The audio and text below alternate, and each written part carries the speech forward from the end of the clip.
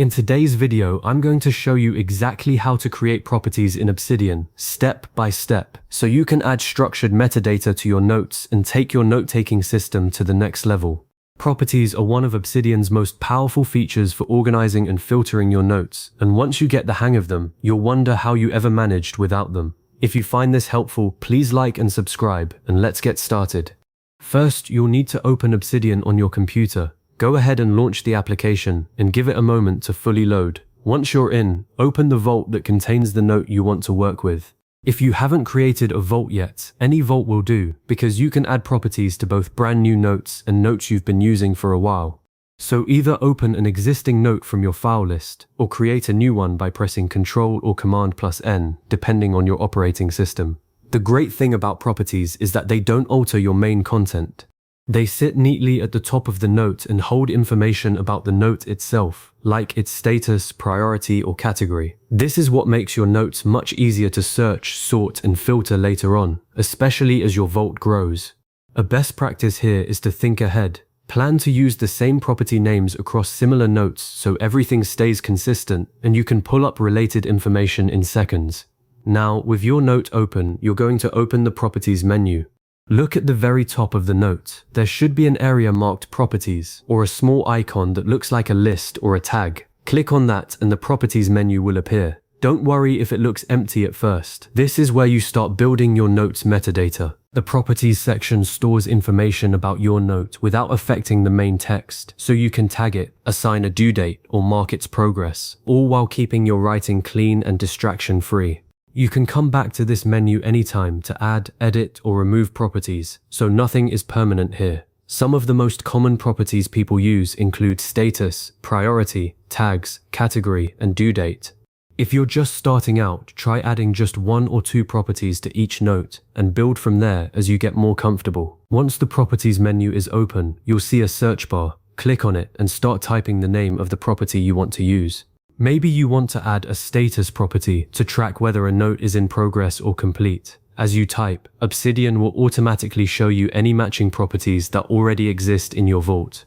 This search feature is incredibly useful because it helps you avoid accidentally creating duplicate properties with slightly different names. If you see a property that already matches what you need, just click on it and it's added to your note instantly. Reusing existing properties keeps your vault organized and consistent, which is key when you start searching and filtering across dozens or hundreds of notes. A quick tip: keep your property names short and descriptive, like status instead of current status of project, so they're easy to remember and type. If the property you need doesn't appear in the search results, that's no problem at all. You're going to create a new one. Just continue typing the name you want, and you'll see an option at the bottom of the search results that says something like Create New Property. Select that option, then press Enter or click on it, and the new property will be added to your note. When naming a new property, use clear, straightforward names like status, priority, project, or author. A common pitfall to avoid is creating multiple properties with similar names, such as having both task and tasks floating around in your vault. That might seem harmless, but later on, when you're trying to filter all notes with a task property, you'll miss the ones labeled tasks. Consistency in naming makes all the difference when you're trying to organize your knowledge base.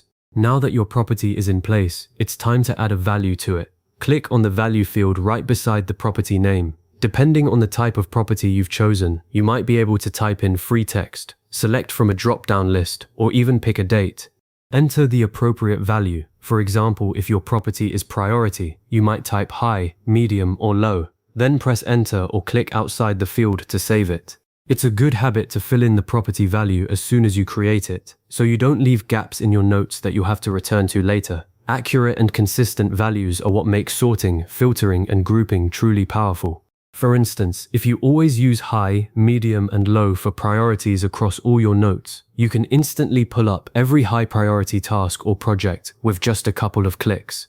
If you want to add more properties, simply click on the Properties area again if the menu has closed, and use the search bar to find another existing property or create a new one. Repeat the same process for each additional property you need. Some notes might only need 1 or 2 properties, while others could benefit from 3 or 4. Add only the ones you actually use to keep your notes clean and uncluttered. Periodically review your properties to weed out any you no longer need.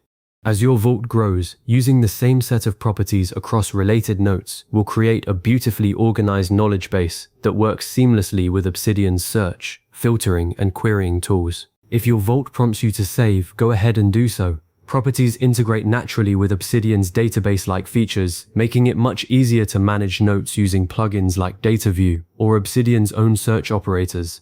You've now successfully created properties in Obsidian, adding structured information that makes your notes easier to organize and manage. By using the Properties menu and the search bar, you can quickly reuse existing properties or create new ones, helping you maintain a consistent and organized vault. As a next step, try setting up a few standard properties for all your daily notes or project notes. That way, you'll get into the rhythm of using them automatically. Thanks for watching. If you found this video helpful, consider saving it so you can revisit these steps anytime you need to. I'll see you in the next one.